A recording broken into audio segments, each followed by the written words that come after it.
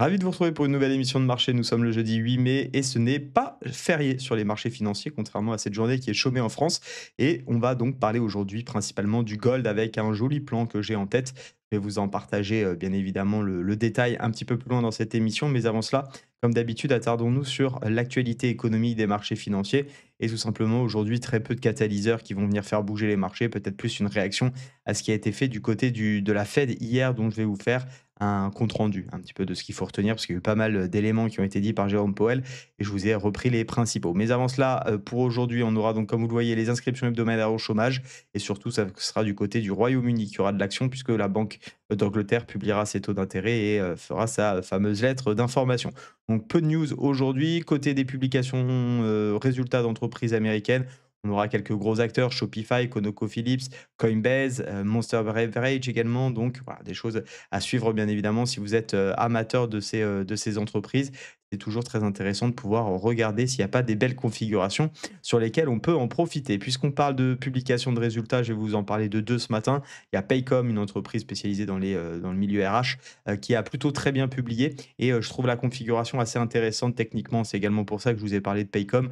J'ai appuyé avec les résultats qui ont été donnés, donc un BPA ajusté supérieur aux attentes, un chiffre d'affaires également, meilleur qu'attendu et un joli revenu net. Des chiffres donc, comme je vous disais, au-dessus des attentes et moi ce qui me plaît bien, c'est cette construction du prix qu'on a actuellement. Vous voyez, on a eu une chute, donc accélération baissière, range, on casse par le bas, on s'écarte et désormais, eh bien, on a une petite structure qui est en train de se mettre en place et je le disais, si on récupère les 275 sur Paycom, ça peut être assez intéressant parce qu'on aura une base solide ici de construction de prix qui sera quand même éternisée depuis, pas loin de 2 ans et donc pourquoi pas envisager effectivement une poursuite haussière ou des trades pour accompagner cette tendance. Ça peut toujours être intéressant de ce point de vue-là.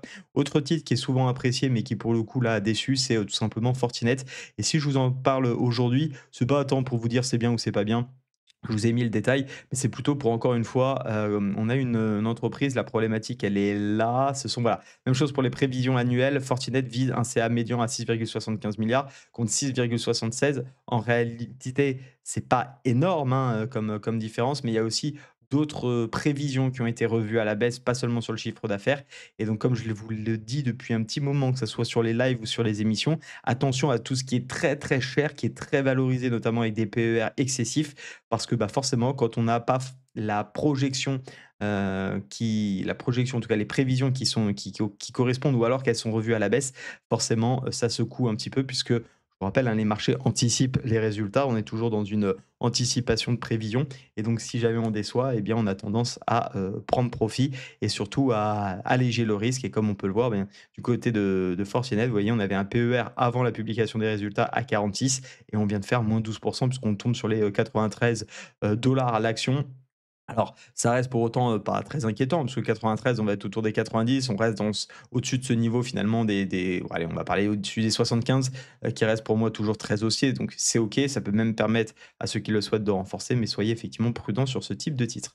Je vous en parlais, oui, rapidement, juste Toyota qui, c'était juste pour appuyer sur le fait que le secteur automobile va pas bien du tout. Alors, j'ai eu différents chiffres en fonction des articles que j'ai lus. J'ai lu 35 21 de bénéfices nets qui chutent. Bon, choisissez celui qui vous fait plaisir. Moi, ce que je retiens de toute façon, c'est que je n'investis pas dans le secteur automobile et encore moins, pendant cette période où on voit effectivement toutes les, entreprises en grande, grande, grande difficulté, peu importe, à part, grosso modo quelques titres bien précis comme Ferrari, mais qui n'est pas, j'ai envie de dire, de l'automobile classique. On va parler de la Fed, ici, avec le FOMC donc qui a eu, le rapport du FOMC qui a eu lieu hier. Qu'est-ce qu'on a eu? On a déjà eu des taux inchangés, 4,25-4,50, c'était ce qui était, prévu, 97 de chances que ce soit le cas. On n'a pas eu de surprise de ce côté-là. Ce qu'il faut retenir, c'est le discours de Jérôme Powell puisque c'est tout ce qui va venir appuyer ou, on va plutôt dire, comment dire? S'opposer à ce qu'il a dit, qui va faire bouger les marchés, par la suite. Incertitude en hausse, il l'a mentionné effectivement que les tarifs douaniers inquiétaient et la Fed a retiré pardon, toute mention de risque équilibré et reste floue sur la suite. Autrement dit, elle n'est absolument pas convaincue de ce qui se passe et donc elle reste extrêmement prudente parce que pour elle, il y a peu de marge pour des baisses préventives car tout simplement les droits de douane risquent de freiner l'emploi et l'inflation. Et ça forcément, eh bien ça, peut faire paniquer un peu les marchés. Alors pour le moment, c'est pas vraiment le cas, d'autant plus qu'il y a eu plutôt une bonne nouvelle, sur les marchés justement au regard de ces droits de douane. On va en savoir un petit peu plus, je vous en parle dans un instant. Mais pour le moment, en tout cas, si on se contente de la formation brute telle qu'elle est, on a une probabilité de baisse de taux qui s'est complètement abaissée. On est passé de 30 à 20 en quelques heures. Et j'ai même envie de dire, en une semaine, on est passé de 65 à 20. Parce qu'on oublie un petit peu où on était la semaine dernière. Pour autant, les marchés espèrent toujours 3 baisses de taux, 75.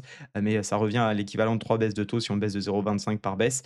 Donc le marché reste optimiste quant à sa prévision. Malgré tout, on le voit, ici je vous ai mis, la petite simulation du CME Watch. On voit que la semaine dernière, on était à 55, bon, on a été aussi à 60 en réalité. C'est juste que là, pile poil, jeudi dernier, on était à 55, mais vous voyez, c'est quand même bien, bien, bien descendu sur les prévisions donc du mois de juin. Les indicateurs d'optimisme macro fléchissent légèrement et l'ambiance devient moins, dovish, donc moins optimiste pour traduire un petit peu la chose. Concernant, la bonne nouvelle, en tout cas qui peut plaire au marché, c'est que Donald Trump a tout simplement annoncé qu'à 10 heures côté États-Unis, il annoncerait, un accord commercial entre la Grande Bretagne et les, États-Unis. Est-ce que c'est le début d'une longue série? Je n'en sais rien. À quelle hauteur va être génial cet accord? Ça non plus, je n'en sais rien. Mais toujours est-il que ça peut effectivement rassurer un petit peu les marchés sur le court terme, au regard encore une fois de cette politique, commerciale assez agressive, il faut bien le dire. Un petit graphique pour parler de l'or, puisque justement on va en parler dans un instant, que je trouvais assez intéressant, que j'ai trouvé sur Top Down Charts, site très sympa que je vous invite à aller voir, sur X notamment. C'est un graphique qui nous explique quoi? Qui nous explique tout simplement ici la valorisation du gold, par rapport à son prix. Et ce qui est assez intéressant, c'est que vous voyez grosso modo quand on arrive au niveau des 1, hein, vous avez le 0,5 ici, donc le 1 on peut estimer que c'est par là. Non, c'est ça, c'est souvent, hein, très souvent des phases de correction. Vous voyez ici on était arrivé au niveau de 1, on a une petite phase de correction. Ici on est arrivé au niveau des 1, au niveau de valorisation, on a quand même une grosse phase de baisse. Quand on est revenu ici au niveau des 1, on a une phase de contraction et là, on est quand même très, très, très haut et on le sait, les, investisseurs particuliers chinois, je vous en ai déjà parlé dans une autre vidéo, achètent massivement, du gold et vous savez ce qu'on dit souvent quand, tous les, particuliers rentrent et bien, c'est peut-être que c'est déjà trop tard. Donc attention de ce point de vue-là. Je parle plutôt ici pour une dynamique moyen terme, long terme, surtout moyen terme. Court moyen terme, on va dire, pour être prudent. Encore une fois, on sépare ici l'investissement du trading. C'est des indicateurs qui, pour moi, me mettraient quand même en grande prudence si je souhaitais investir dans le gold. Je souhaitais vous le partager parce que je trouvais ça assez intéressant. Revenons-en à notre graphique maintenant, puisque tant qu'il y a de la tendance, eh bien nous, on la trade. Alors, il y a plusieurs éléments ici qui m'intéressent. Tout d'abord, on va essayer de voir où on en est. Je vais simplement vous enlever pour le moment ce trait et on a eu, donc dans le gold, une belle accélération haussière depuis avril 2025. Ici, le gros, gros rallye pendant la guerre commerciale. Le marché s'est un petit peu détendu, il y a eu des prises de profit. On est revenu sur un joli niveau de support au niveau des 3200. On est reparti, on a fait un petit W, on a relancé un rallye, grosse maille, jusqu'au niveau des 3359 et on a même réussi à pousser un petit peu plus haut sur les 0,68 de Fibo. Et c'est d'ailleurs ce niveau-là qui actuellement est travaillé. Toute la zone de polarité ici 0,5-0,618 de comment vous dire, de comment expliquer de cette dernière baisse de correction.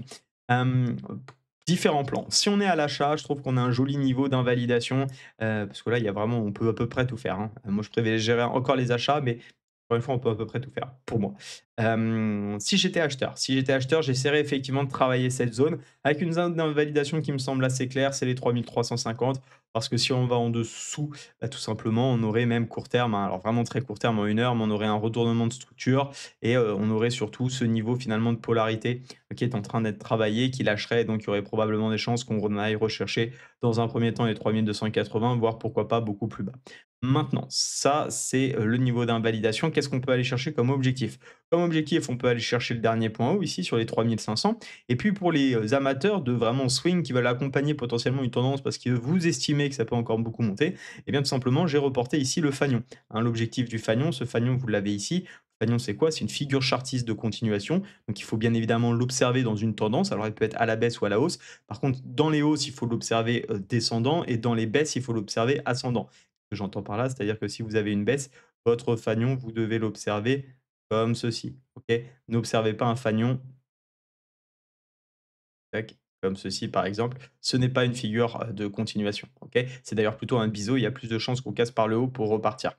C'est-à-dire que tout simplement, ici, la différence, c'est quoi? C'est qu'on a une phase de correction qui finalement prend fin et on peut repartir à la baisse, alors qu'ici, vous avez un essoufflement de la tendance en cours. On voit que les plus bas sont toujours un petit peu plus difficiles à aller plus bas. Les plus hauts, quand même également sont un petit peu, enfin, continuent d'être plus bas, mais c'est surtout les plus bas qui n'arrivent plus vraiment à garder une belle dynamique. Il y a un essoufflement de la tendance et quand on repart à la hausse et qu'on casse et qu'on invalide théoriquement, en tout cas d'un point de vue de la théorie de dos, il y a des chances qu'on reparte. Ça reste du chartisme, mais ça reste très intéressant à observer sur des gros patterns et des grosses unités de temps. Je vous rappelle, hein, faites en sorte sur vos comment dire? Sur vos constructions chartistes qu'il y ait au moins, 15-20 bougies, hein, qui viennent construire, les prix. Ne prenez pas des figures chartistes sur 5 ou 6 bougies, c'est parfois je vois ça et forcément, bah, vous prenez un peu tout et n'importe quoi et surtout après on surinterprète les marchés, on leur fait dire ce qu'on a envie d'entendre et c'est pas toujours très bon. Donc voilà plutôt pour le plan acheteur, avec des objectifs court terme, je vous le disais, donc les 3 500 et ensuite les 3 731 si on était amené à casser. Maintenant, il y a un autre plan bien évidemment pour ceux qui sont plutôt dans l'optique où c'est trop cher le gold et il faut vendre parce que c'est trop haut. Bon ça, je sais pas si c'est toujours les bonnes raisons, mais pourquoi pas. Mais il y a tout ce niveau encore qui peut tenir et pour moi, c'est le niveau à casser. Si on casse ce niveau-là, comme je vous le disais, allez objectif 3 280 et pourquoi pas 3 209. Je vais juste faire une dernière petite aparté sur le bitcoin également qui est assez intéressant puisqu'on en a parlé hier lors du live, je vous invite à aller le regarder. On a parlé d'énormément de titres, de graphiques et de choses.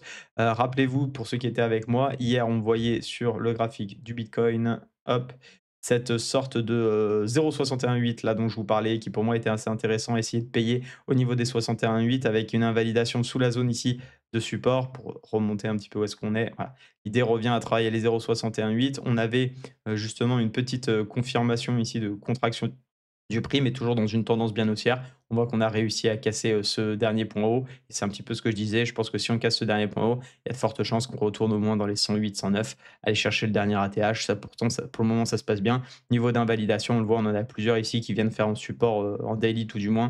On a, la zone des 92 000 avec également les 90 000 avec la moyenne mobile, 200 qui peut être effectivement votre niveau d'invalidation en cas de repli et de reprise baissière si jamais c'était amené à arriver. Et pour, boucler la boucle comme on dit, je voulais simplement vous dire que je vous rappelle que sur Darwin X Zero et je vous en fais une vidéo prochainement, mais ça y est, il y a un compte crypto qui est sorti qui vous permet de trader ces, devises, et donc n'hésitez pas bien évidemment à en profiter. Si vous ne connaissez pas Darwin X Zero, je vous laisse juste après cette vidéo avec un tutoriel. Pour ceux qui connaissent déjà, je vous rappelle qu'il y a toujours le code promo qui marche, RIQUE, RIQUE. Ça vous permet d'avoir un joli discount, que ça soit mensuel ou sur l'année et voire même triannuel et surtout, vous êtes inscrit, enfin, faut me le faire savoir, vous m'envoyez un mail à riquet@riquettrading.com. Moi, je vous inscris automatiquement entre 1 à 3 mois en fonction de l'abonnement que vous prenez dans mon émission live du lundi où je prépare en détail tous les plans de marché comme je le fais avec vous, avec mes stratégies également. Ça vous permet de découvrir un petit peu comment on travaille avec les membres. Excellente journée à toutes et à tous. Je vous souhaite un beau week-end pour ceux qui font le pont également et à très vite. Ciao.